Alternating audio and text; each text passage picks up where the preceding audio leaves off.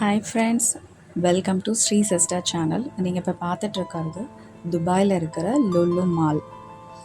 இப்போ நாங்கள் ஒரு ப்ளே ஸ்டேஷனுக்கு தான் போயிட்டுருக்கோம். நானும் எங்கள் அண்ணனோட ஃபேமிலிஸும். அவங்களுக்கு ஒரு பொண்ணு, எனக்கு 2 பொண்ணு. ஸோ அந்த ப்ளே ஸ்டேஷன் பேர் பாப் அல் கேர் கிட்ஸ் என்டர்டைன்மெண்ட். ஸோ அங்கே தான் போயிட்டு விளையாட போகிறோம். இங்கே 1 மணி நேரத்துக்கு 20 திரம், அதாவது நம்ம ஒரு காசுக்கு 500 ரூபா வரும். 1 மணி நேரம் சொல்லுவாங்களே தவிர கரெக்டாக 1 மணி நேரம் அப்படின்னு சொல்லிட்டு இருக்க மாட்டாங்க. பசங்க விளையாடிட்டே தான் இருப்பாங்க. நம்மளாம் கூட்டிகிட்டு வந்தால் தான் வெளியில். ஸோ பேரண்ட்ஸ் அலோடு கிடையாது. வெளியில் சேர்ஸ் போட்டு உட்கார வச்சுடுவாங்க. ஸோ இங்கே நீங்கள் பார்க்கலாம், சின்னதாக இருக்கும், பெருசாகவும் இருக்கும். ஸோ குழந்தைங்க ஹைட்டுக்கு ஏற்ற மாதிரி, அவங்க ஏஜ்க்கு ஏற்ற மாதிரி அவங்க விளையாட ஆரம்பிப்பாங்க. ஸோ பெரிய பசங்களாம் அந்த மேலே ஏறி கீழே சறுக்கு மரம் விடுறது அதெல்லாம் இருக்கும். பட்டு என் சின்ன பொண்ணுக்கு அந்த ஹைட்லலாம் ஏற முடியல. ஸோ அதனால் அவங்க சைஸுக்கு என்னென்னலாம் இருக்கும் அதை பார்த்து அவங்க விளையாட ஆரம்பித்தாங்க.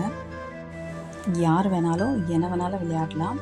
அங்கே ஒரு சூப்பர்வைசரும் ஒரு கேர்ள் இருந்தாங்க. ஸோ அவங்க பசங்க கீழே விழாமல் எங்கேயாவது மாட்டிக்கிட்டாங்கன்னா பார்க்குறதுக்கு அந்த ரெட் கலர் சுடிதார் போட்டு ஒருத்தவங்க இருப்பாங்க பாருங்கள்.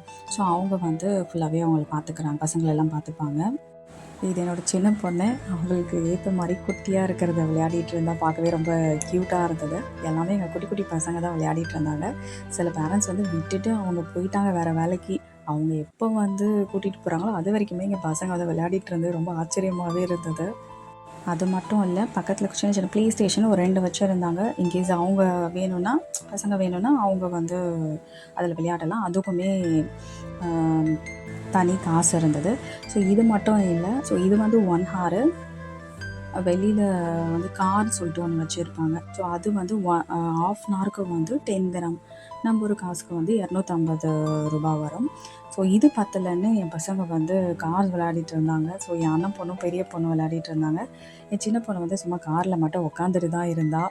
ஸோ அதுவே அவளுக்கு ஜாலியாக இருந்தது. இதெல்லாம் முடிச்சுட்டு நாங்கள் வீட்டுக்கு போகவே 11 o'clock ஆகிடுச்சு. நாங்கள் போனதே 8 o'clock தான். பாய் சொல்லிவிட்டு